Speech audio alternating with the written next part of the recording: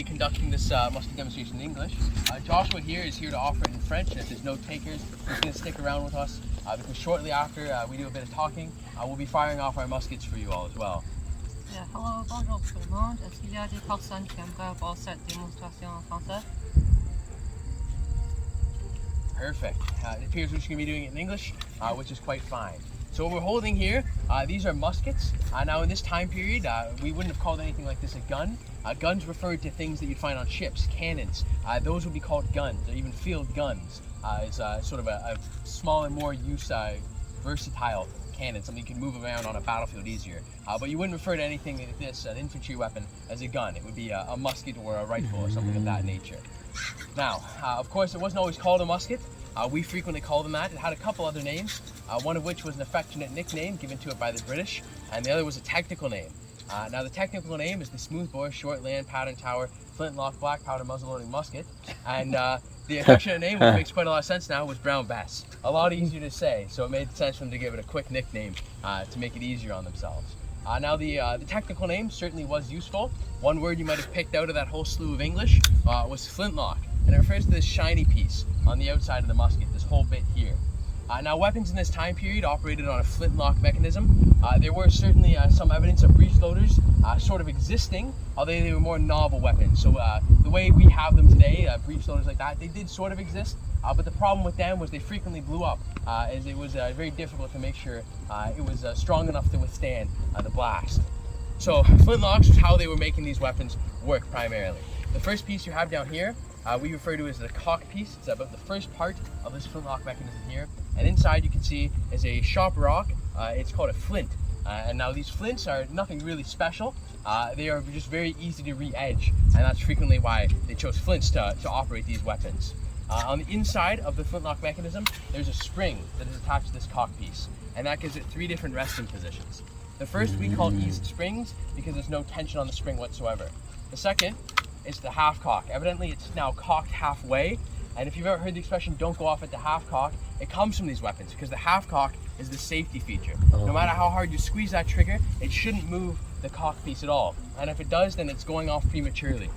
And lastly, there's what we call the full cock, and it is now cocked fully, and when you're ready to fire, you simply just have to pull the trigger, and that sharp rock flies forward and strikes the second piece of the flintlock mechanism. It's a steel bit right here. It's called a frizzen. A very funky name, but essentially it acts as a lid, really, and it also helps to produce the sparks, because when the flint strikes that steel piece, it shaves off a layer of steel at a very high velocity, heating it up quite very thoroughly, and that makes sparks. That's specifically what the sparks are in this circumstance. And then the third piece here that I mentioned it acts as a lid for is the pan. Now the pan has a grooving in it, and that allows you to pour black powder in that. And of course the frizzen acting as a lid keeps it in place, doesn't let it fall out to wind or get it wet when it's raining like today. There's a small hole bored into the side of the barrel just in there. It's called a touch hole or a vent hole, and that connects the powder in the pan to the powder at the bottom of the barrel. So when the sparks land on the powder in the pan, that charge will then cause the powder at the bottom of the barrel to ignite and hopefully send a musket ball flying. Now I do say hopefully, although these are reproductions of muskets from 1762. Unfortunately for us, or I suppose fortunately for the accuracy of it, they come with all the same issues. Misfires being the biggest one. About 1 in 3 times a musket just does not work. And that's about the standing normal rate is 1 in 3. It's where you start at. It gets worse depending on different conditions, chiefly how much you're using it. Black powder, although it's a great explosive, it does not burn efficiently whatsoever. You can see there's residue that it leaves behind upon igniting. The body of black powder is chiefly charcoal, so it doesn't burn all too well. It leaves a sludge behind, and that coats everything on your musket. Your flint, your frizzen, your pan, even that small touch hole, even the barrel.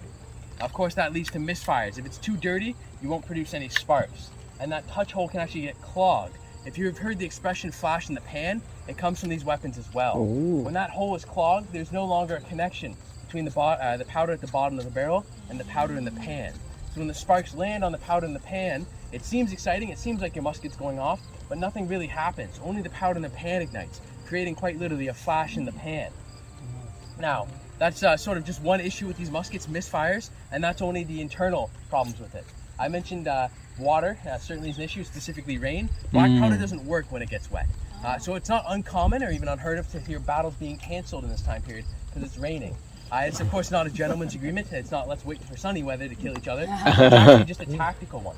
if you were attacking a fort, the defensive side, the fort that's on the defense, can just pitch a tent, stand underneath it, even if it's pouring rain, and stay dry.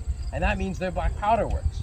And while you're running at that fort, your musket's getting soaked, and as is the black powder, meaning your musket's not going to work. The people on defense are just going to have an open season on you, and it's going to be quite a sad day for you. And that sort of happened here at Fort George, actually.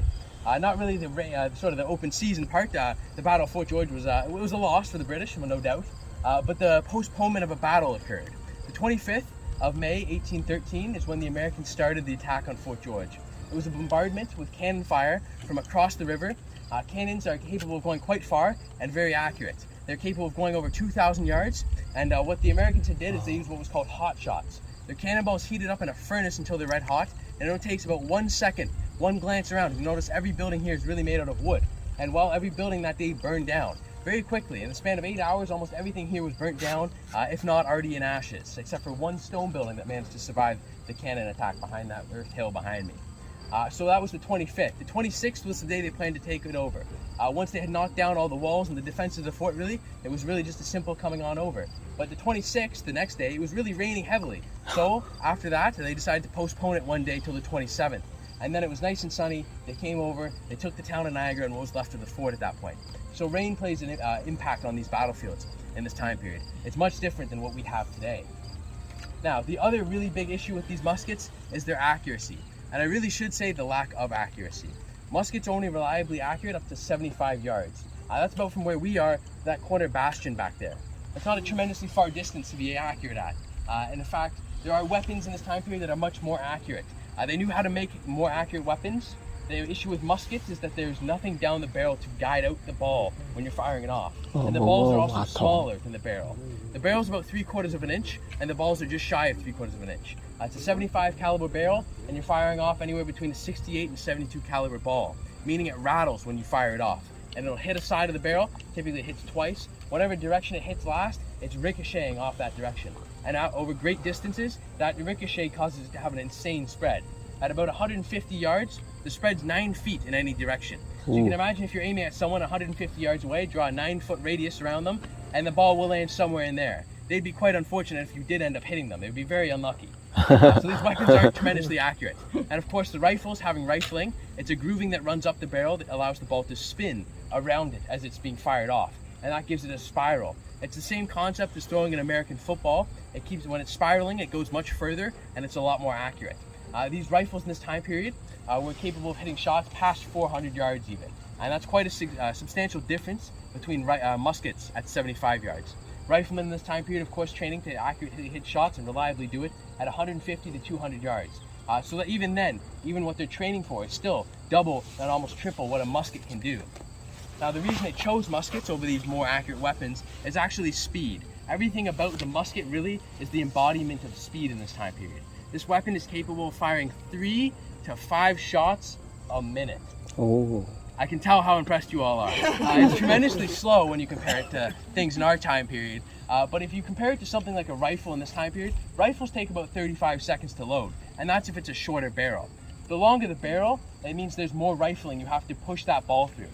Because all these weapons are muzzle loading, meaning you have to load it from the top, you have to spin the ball all the way down to the bottom. So that takes quite a lot of time. Unless you have a musket, there's nothing down the barrel. I don't have to spin it. I just push it and it goes all the way to the bottom, near instantly. So it's a lot faster to load these. And of course, that's only the first shot. The trained British soldier with a musket was expected to load and fire in 15 seconds almost every time. But we'll set that as the first shot. The first shot of a rifle, we can say 35 seconds. It's said that every subsequent shot from a rifle adds about 10 seconds onto your load time, which means you go from 35 seconds to 45 to 55. Every shot is getting harder and harder to load because that fouling is clogging the rifling. It makes it a lot harder to push that ball down the more you're firing it off. To the point when you're at 10 shots in a battle, it takes you about 1.5 minutes to load. You've doubled and almost tripled your load time at that point. 20 shots, it's almost impossible to even load the thing anymore. When you compare it with a musket, there's nothing to get clogged. You can reasonably shoot the musket 60 to 80 times at a rate of 15 shot every 15 seconds. That's quite a lot more. The accuracy doesn't mean a whole lot. The battle will take place under 200 yards if it takes you 2 minutes to load the rifle. Most of us can walk 200 yards in 2 minutes. At that point, it means nothing. You can just walk up to them and poke them in their eyes with your dirty fingers. So armies were opting for the faster weapon because it made warfare a lot easier for them. Of course, they did know there were certainly huge drawbacks to this musket, but they had the solution for it. And that's the whole reason all these armies were fighting in these long lines. It seems really stupid to us to stand still shooting at each other, but when you think about it, if you have 1,000 men in a long line, and there's a 1 in 3 misfire rate, that's okay. There's still going to be 700 muskets going off on average. And of course, if you can't hit the broadside of a barn, there's 1,000 people in a long line, even with a 9-foot spread at any distance. That doesn't really matter. There's going to be quite a lot of overlap. It'll be like a wall of lead flying across the battlefield. Almost impossible to avoid it. Someone will hit something. So, that's why they fought in these long lines. It seems stupid, but it actually got rid of all the issues. And you got to keep the benefit of having the fast loading weapon and getting off more shots per minute. Now, speaking of fast, the British soldiers implemented a certain technique as far as loading goes. They had an exercise that was called the platoon loading exercise. It was typically the first shot of the battle, and it was frequently reported that it calmed the soldiers' nerves. It's a drill they've been doing day in, day out for years, months, forever. It let them just sort of act on muscle memory alone and not really have to think about it. So it allowed them to ease into the battle before they really got into the gritty part of it. Every subsequent shot after the first one, after the platoon load, they did something called the firings exercises. It was almost identical to the platoon loading, with the exception of you were not doing it on command. You would just be told to prime and load, and that would be it. You would just load your musket, and all the same steps that you would do in the platoon loading exercise. And once you've done that, you bring it back up, and you're ready to fire. So they wanted you to load as fast as you could every subsequent shot after you sort of eased your way into the battle. The platoon loading exercise, just to give you all as a sort of a forewarning or a sort of information on it, because myself and Mr. Yoon here will be doing that very shortly. You'd start at the shoulder and you get the call to prime and load, which you'd flip it up, tuck it under your arm, and open the frizzen. That gives you one free hand to reach around into the black box behind you. It's called a cartouche, it's just an ammo box, and it stores all your cartridges in it. Now historically there'd be a 68 caliber lead ball tied to the bottom, but we don't shoot live rounds here. We find it tends to cut down on our repeat visitors. So it's a blank. You then have to tear it open with your teeth, and of course one of the first things we know that may happen upon your entry to the British Army is actually a dental inspection to ensure that you had these 2 teeth. Just to be touching, that's all they asked, but soldiers were certainly turned away for not having them. But once you tear it open, you have about 120 grains of black powder. To keep it nice and sturdy in there. Cast it about, that's the next call you'll get. It just means moving the musket across your body. You get to pour the rest of it down the barrel. Now, you have to take out your ramrod, which is this metal rod here, and every muzzle loading weapon had a ramrod. It was just the way you had to load from the top to push everything down to the bottom. Now, once you're ready, you packed it all the way down, you pushed everything in line with that little hole on the side of your barrel, and it's now all in line with your pan, so when the powder in the pan goes off, as does the powder at the bottom of the barrel. Now, the British Army, you're almost ready to be done in firing.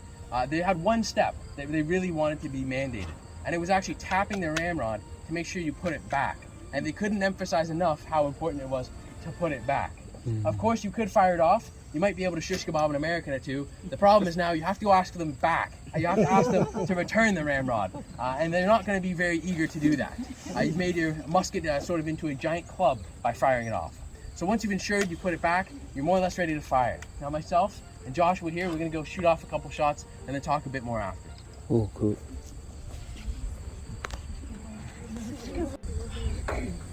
Let's perform the platoon loading exercise with plan. I'm it. Load. Handle. Cartridge. 1, 2, 3, 5. 1, 2, 3. 1, 2, 3. Cast. Out. 1, 2, 3.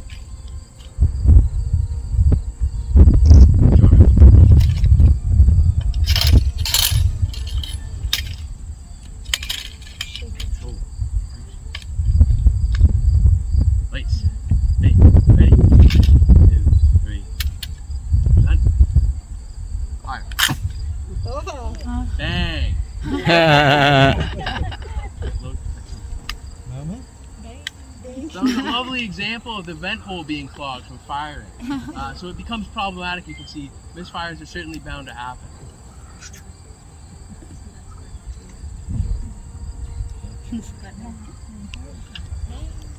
應該係變態地大聲嘅。Hey, ready, 2, 3, set, fire. Ooh. Load. 哇！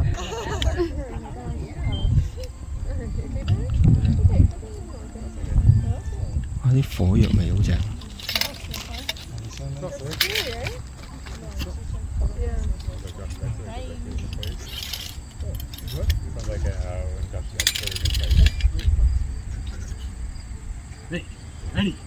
2, 3.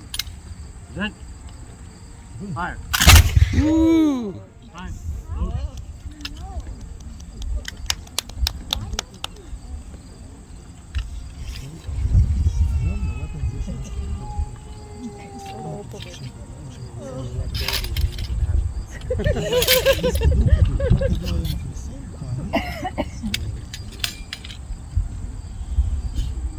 Me. Ready? 2, 3. Present. Fire. Ooh.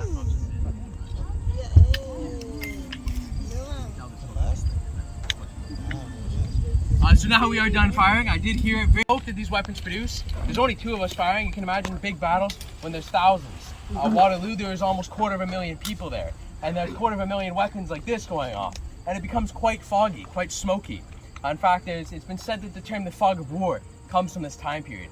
The smoke builds up quite densely on this field, and it makes it almost impossible to see your allies. There's a great example of this, and it was the Battle of Lundy's Lane. It happened just out in Niagara. And what happened was the British reported, well, one, they couldn't see the Americans until they were 10 yards from each other. Now this battle did happen at night, so that played a factor as well, but the smoke was the chief problem here. Of course, even if it was at night, you can see the flash of the barrel, the fire being shot out of these barrels, because they make about a 9-foot flame that comes out of them. So you can still see that if it was just night, but the smoke even obscured that. Now that actually gives rise to the whole reason you wear these uniforms. Of course, red doesn't blend in with quite literally anything. That's quite obvious. You take one look around, there's not a lick of red anywhere to be seen. They weren't trying to camouflage themselves. It was quite the opposite.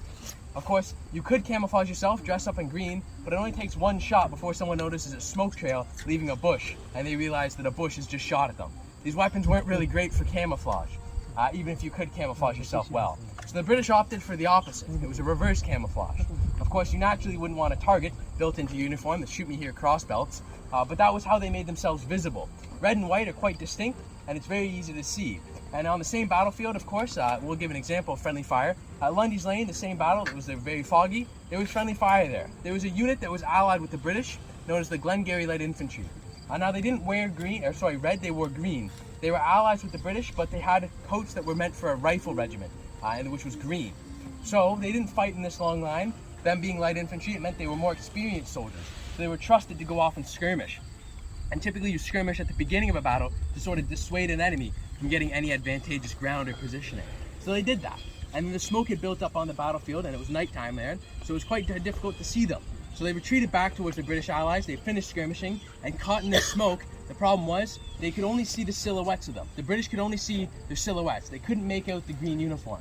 Erring on the side of caution, fearing that it was an American, they started shooting at the Glengarry. In fact, they fired 3 volleys, about 300 shots, before they realized that it was their allies that was coming through that smoke.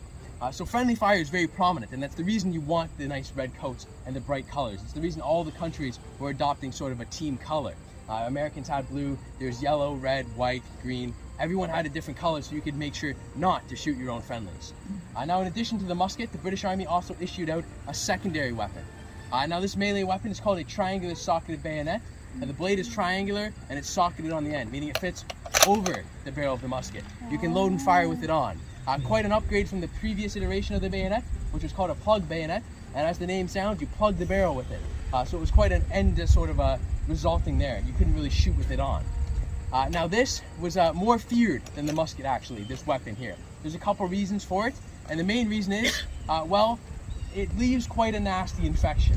You can imagine this time period, germs weren't known about, and these were not cleaned almost at all. In fact, there's reports of them used as tent pegs, trowels to dig up root vegetables. They coat them on fires. If you're shooting with it on, you get black powder on it. If it's raining, it's rusty. If you stab someone, you're definitely not wiping it off between stabbing the next person. And if you do stab someone, you're pushing their wool uniform into that wound as well. And the triangular nature of it leaves a very nasty puncture wound. And it was a little more difficult to sew up. But the problem really was infections. The soldiers knew what happens if you were stabbed with something like this in this time period, or even shot. That there's a high chance of getting an infection. And in fact, infections were really the biggest killer in this time period. For every 1 soldier who died on the battlefield, about 5 died due to infection or disease. So it was a tremendously dangerous thing to get a disease or an infection of any sort. and getting stabbed with a bayonet was almost a sure shot of getting one, and that was quite problematic. Surgeons in this time period, there's only about 1 for every 1,000 men on a battlefield. You might have 2 assistants, there might be no assistants at all. And that's quite problematic. It means you have very little time with your doctor. And that means they have to have very quick solutions to fix things. If you're stabbed in the chest or stomach, there's not much they can really do. There'll be an infection even if they do treat it, and it's quite a timely process to do so. So frequently they'll give you a glass of alcohol and hopefully as you're passing, and that'll be that. But if they find someone who's stabbed in the arm or leg, there's a very fast fix for that. 3 to 5 minutes, no anesthesia, they can take that limb off for you. And they'll sew it back up, and the whole reason they were eager to do this is there's less of a chance of an infection spreading that way. Now I do say less, not 0. Of course, surgeons themselves didn't know about germs either, and they didn't clean their utensils between surgeries. In fact, it was quite the opposite, particularly for British surgeons. They reportedly prided themselves on how much blood and pus they could accumulate on themselves. It showed they'd been hard at work that day, providing life-saving surgeries, instead of more or less just spreading these blood-borne illnesses, sort of condemning these soldiers to die. Because these amputations, although the surgery frequently went well, the outcome of it was only about a 52% survival rate because of the oncoming infection. So that is the end of my musket demonstration. I know it's a cheery note to end on, but if you have any questions, I'm happy to answer them. If you'd like a photo, myself and Joshua here are happy to take one with you.